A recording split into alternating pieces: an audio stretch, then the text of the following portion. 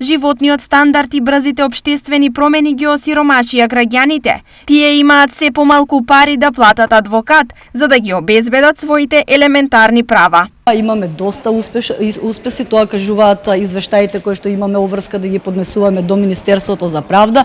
Имаме повеќе случаи кои што се завршени и се надевам и сум оптимист дека понатаму се повеќе и повеќе ќе се зголемува бројот, односно интересот на граѓаните и ќе можеме да им помагаме при решавањето на нивните правни прашања, без оглед дали станува збор за управна постапка или станува збор за одредени други прашања кои што влегуваат во доменот на правната заштита. Во Франција, бесплатната правна помош се користи најмногу во Европа за сите категории во општеството.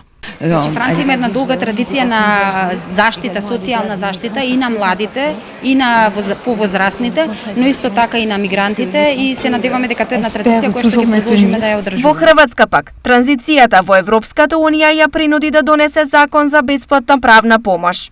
Mi smo sa pristupanjem Evropskoj uniji, zapravo da bismo mogli pristupiti Evropskoj uniji. Ние со пристапот во Европската унија, односно за влез во ЕУ, моравме да промениме многу закони. Донесувањето на законот за бесплатна правна помош. Тој во првите години не функционираше баш најдобро и се уште постојат некои проблематични ситуации.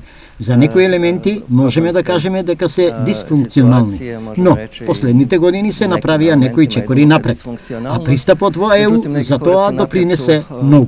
Upravo u zadnjim godinama, a pristup Evropskoj uniji je sigurno tome dosta допринеа. Темата бесплатна правна помош беше актуализирана на денешната меѓународна конференција во организација на Универзитетот Гоце Делчев во Штип.